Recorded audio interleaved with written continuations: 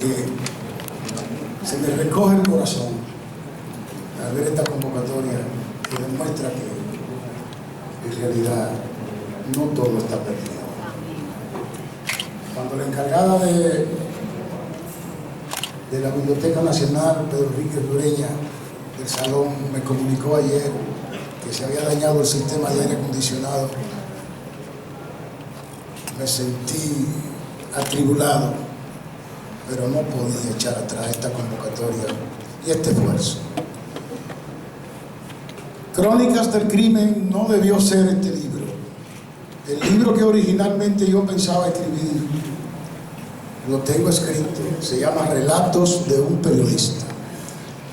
Sin embargo,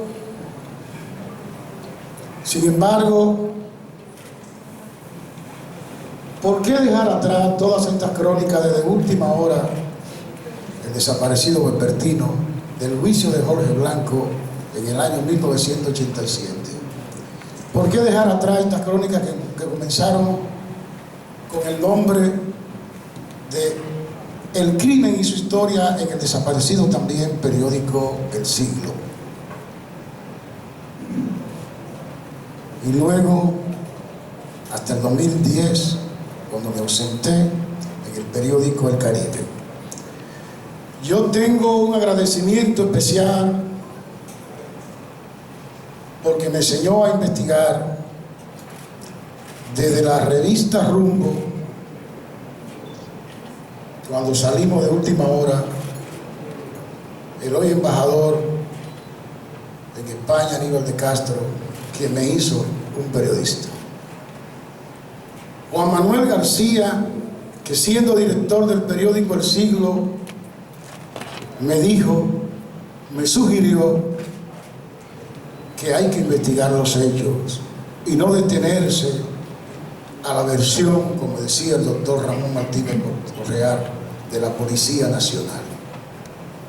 Yo me sentía atrapado cuando acudía a fortalecer la fuente de la policía, cuando sucedían eventos especiales, y Rudy González, jefe de redacción, me decía, vete a darle una mano a Julián Reyes, que esa es la primera de hoy. No existían celulares, y creo que ni los faxes tampoco, y teníamos que prevalernos de los periódicos, del teléfono. En ese sentido, yo tenía que, sobre la marcha, pasarle al jefe de redacción, según sea el interés de la información, o que estaba en portada, o que teníamos asignado una página, tenía que, de memoria, pasarle 20 o 30 párrafos, que no es un flyer que. Y ese ejercicio memorístico me hizo, conjuntamente con una madre maestra, que aquí está presente, y a quien le pido un aplauso, Olimpia Alcántara,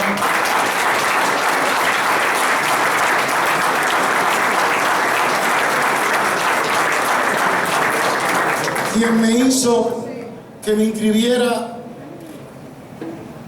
en una escuela comercial a la edad de 12 años. Me hice mecanógrafo. Y entonces con una Olivetti o una Olimpia del mismo nombre, cuando vino la computadora, Aníbal me decía, pero tú vas más rápido que el teclado. El problema era adaptarme al teclado, porque se me agrupaban las teclas. Y nada, como tiene el mismo sistema la colocación de la tecla, para mí fue fácil la adaptación a la tecnología.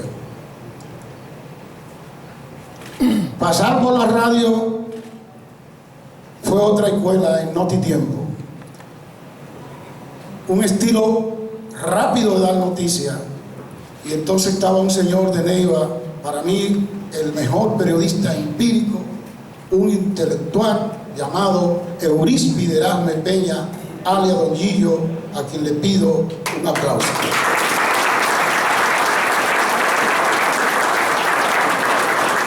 Y don Guillo me decía, no te puedo desperdiciar en una fuente, te tienes que quedar aquí para que le coja la noticia a los corresponsales, porque tú me tiras 60 palabras en un minuto, y cuando los periodistas vienen de la calle, ya tú le tienes a los locutores 60 noticias. Y eso me hizo ser más periodista, porque tenía que vérmela con la escasez de agua en Santiago, los apagones que nunca han terminado a todo lo largo y ancho del país, los crímenes comunes que se dan, la advertencia a una huelga, y me hizo entonces ser un periodista que conocía de la calle, conocía de sindicalismo, conocía de congresionales, conocía de económicas.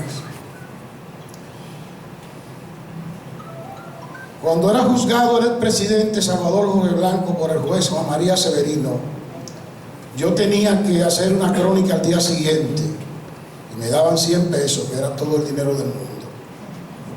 Y Aníbal me decía, no te muevas de ahí si el juicio termina a las 10, porque tú tienes la página número 4 y no me va a hacer un dijo indicó, me va a hacer una crónica de todo el enfrentamiento procesal, el enfrentamiento físico de la barra de la defensa con los abogados de, como le llaman, lo del juicio, doctor, lo de la parte civil constituida, los abogados de la defensa y el propio juez Juan María Severino. Y ahí hice un apretado ejercicio de la crónica. Un jueves hay un incidente procesal y el juez no puede continuar hasta que no se pronuncie la Corte de Apelación de Santo Domingo y también la Suprema Corte de Justicia, lo que automáticamente aplazaba el juicio. 10:15 de la mañana, yo voy atravesando rápidamente, me voy al Listín Diario, que estaba a última hora, y por la Rosa Duarte me llama el jefe de redacción, sube al 11º piso del Banco Central, que el gobernador Luis Toral tiene una rueda de prensa. Digo, pero yo no sé nada de economía, tú sí sabes, invéntatela, te van a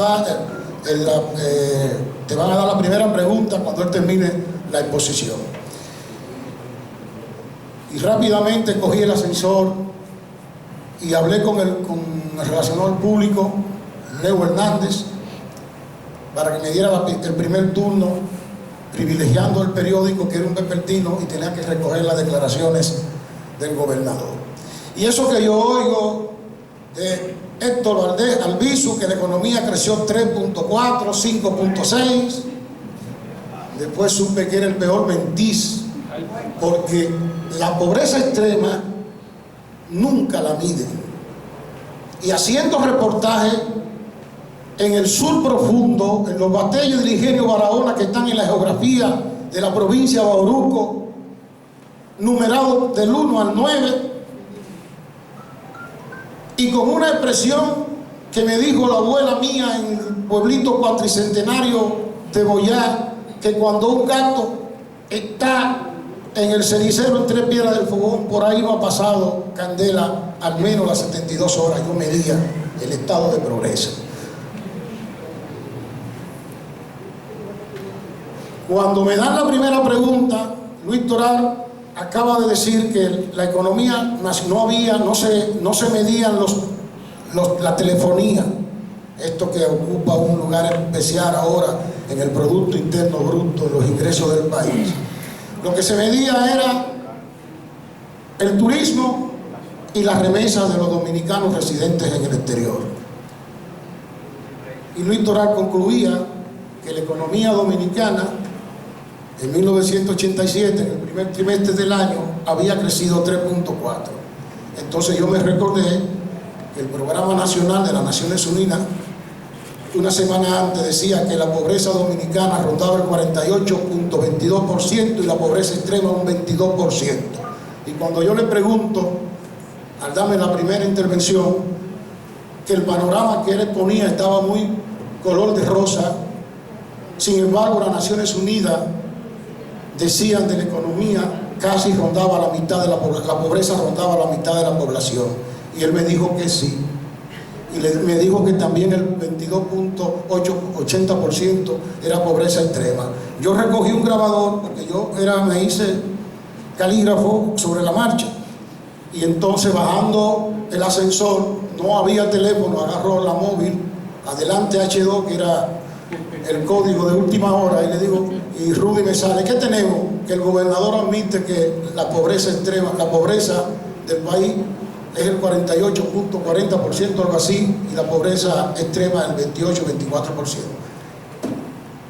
Aníbal de Castro, oyéndome a mí, coge el teléfono. ¿Tú lo tienes grabado? Lógicamente, porque última hora se caracterizó que le decían la letrina de la tarde, un partido político llamado el PLD, el profesor Marcos, y los bichos Castillo. Y nosotros tenemos que tener la prueba de lo que decíamos. Me dijo Aníbal, nunca escriba sin tener la prueba, que a todos los que atacan este periódico tienen que leerlo obligatoriamente. Y así aconteció, y me acostumbré a que lo que decía lo tenía grabado, tenía una prueba que demostrarle. Pero no me voy a digregar en esto, vamos a entrar en materia. Crónica del Crimen debió haber nacido varios años atrás, tal vez en el año 2000, pero los libros son como los seres vivos, nacen cuando Dios y la circunstancia así lo permiten. En realidad, el título original surgió en el desaparecido periódico El Siglo, cuando todos los sábados salía en sus páginas El Crimen y su Historia, que luego, a partir del 2007, al llegar el diario a su fin, comenzó a publicarse en el periódico El Caribe. Este libro, en consecuencia, tiene muchas deudas, y una de ellas es con el periodista aquí presente, a quien pido un aplauso, Juan Manuel García.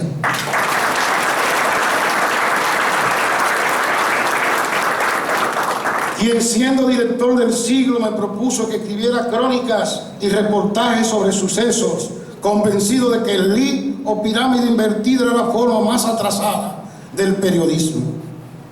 Comprendí entonces, al aceptar el reto, que quien aprende a redactar crónicas, aprende también a escribir historias. Contraigo también gratitud de manera muy especial con alguien que no esté presente por razones laborales, el director del periódico El Paride, el licenciado Osvaldo Santana.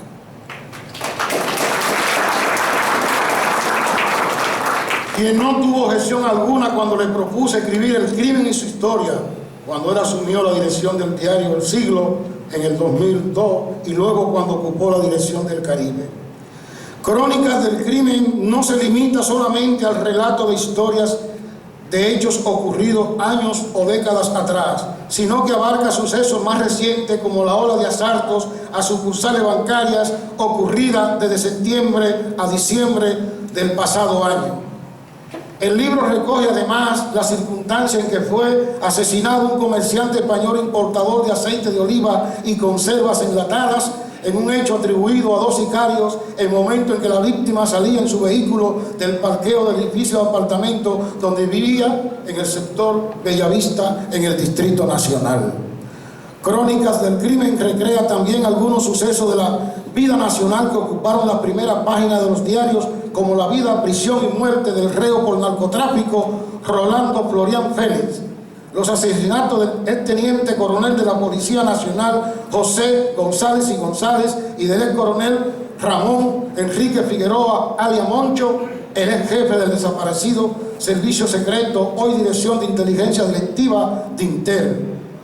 Debo precisar en este aspecto que nunca me fue fácil en el ejercicio de mi carrera periodística investigar hechos criminosos debido a las naturales contradicciones que surgen entre las partes en conflicto y a la actitud misma recelosa e intransigente que asume la Policía Nacional cuando son cuestionadas sus investigaciones. En más de una ocasión no solo me gané la animadversión de muchos relacionistas de la Policía Nacional debido a mi trabajo periodístico, pero siempre, y no obstante esa actitud de ensañamiento e incluso presiones en mi contra, no cejé nunca, y al contrario me satisfizo la solidaridad recibida en el público que leía mis crónicas y a veces hasta me la contaba. ¡Qué alegría sentía entonces!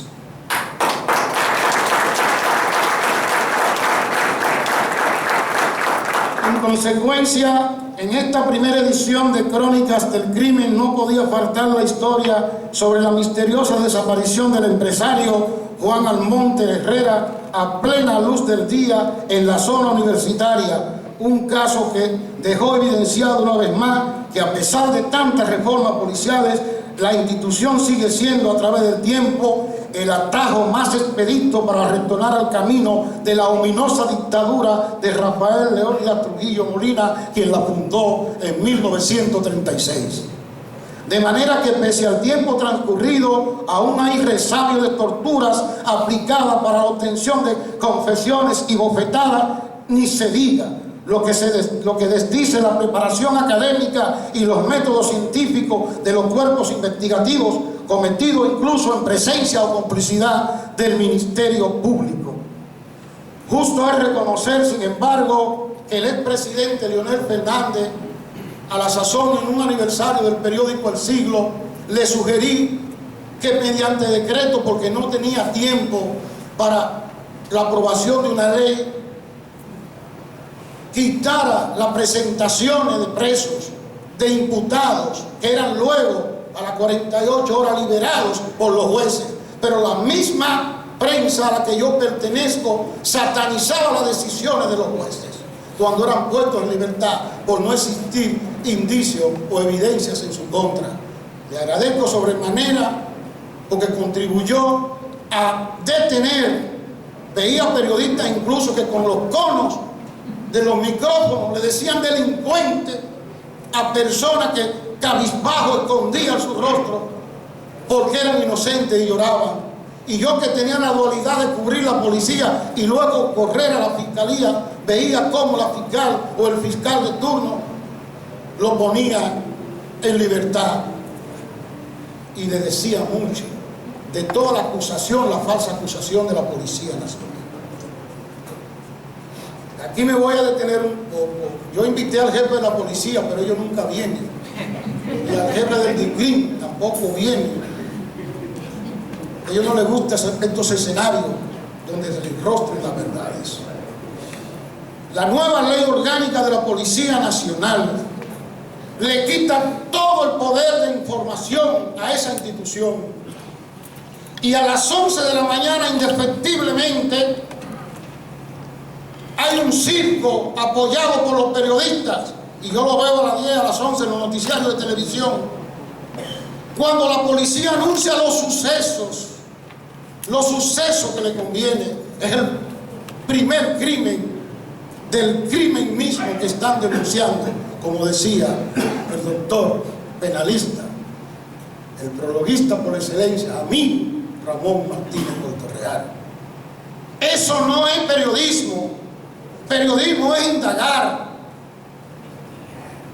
Aníbal de Castro me decía que después que daban esa nota, yo me fuera a Guachupita, si el hecho era allí, e indagara la versión de los familiares, de los vecinos.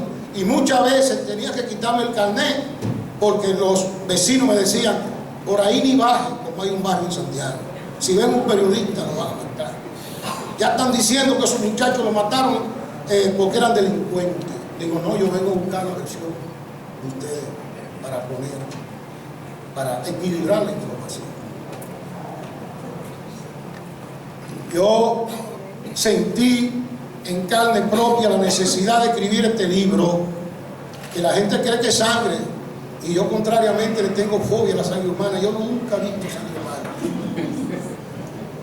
Cuando yo veía el muerto, esperaba que el médico legista me dijera por dónde fueron las perforaciones. Y le decía al policía que me dijera cómo fueron los hechos. No, que me lo prohíben, no, yo no quiero tu nombre, dime la versión tuya que está en la escena del crimen. Y siempre habla, que el dominicano le gusta hablar, si no me pone mi nombre, yo te digo, un vecino, y me llevaba 3 o 4 versiones. Eso se llama un levantamiento, un descenso, que los periodistas no lo hacen. Ellos no tienen la culpa, porque tienen 4 y 5 asignaciones. Y de la rueda de prensa de las 11 se mueven al Congreso, se mueven a un reportaje, a los minas, y tienen 4 o 5 actividades. Aquí no se está haciendo periodismo. Aquí se está cacareando lo que las instituciones quieren cacarear. Aquí no hay investigación periodística. Crónicas del Crimen recoge ese hecho de robos, de asalto que le sacó la lengua hasta el DNI, que decía que el dominicano todo lo dice en las redes, y un mes y 4 meses después, John Emilio Percival Peña, alegadamente, era el cabecilla de la banda que asaltó 3 bancos. Y si el presidente Danilo Medina lo dice, paren eso y mete los servicios investigativos, todavía estuviera creando pánico esa banda en todo el sistema bancario. Tuvo el presidente de la República que intervenir para detener esa ola delictiva. Pero 3 jueces de la provincia de Santo Domingo, porque escribir crónica significa investigar, pusieron en libertad a 13 militares, incluyendo a Percival Peña, cuando el robo del avión que apareció en el estado de Apure, en Venezuela, y que la Dirección Nacional de Control de Drogas dijo que era para traer droga al país. Esa es otra institución que le mete miedo a los jueces. ¿Quién ha dicho, usted somete y judicializa el expediente que debe escandalizar? Y se habla con los directores del periódico para que el juez de la Romana, que dispuso la libertad por no encontrar el indicio, entonces lo sataniza.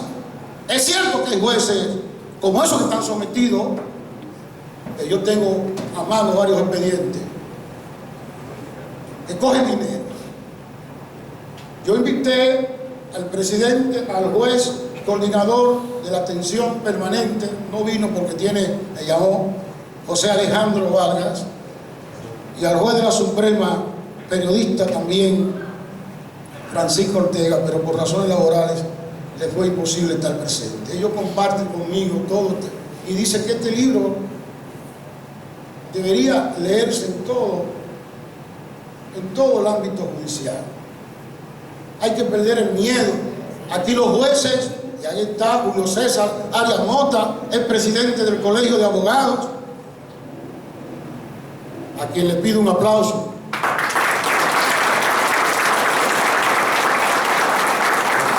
Aquí los jueces temen perder su carrera porque la prensa se combina con los organismos de investigación, incluyendo el Ministerio Público.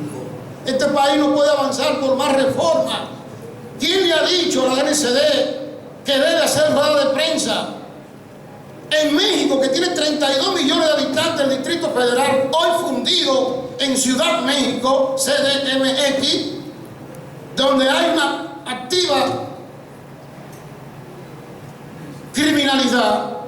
Ustedes no ven en Univisión ni en Telemundo que hay un general de policía presentando presos, ni dando a conocer. Eso lo hace la Procuraduría General de la República.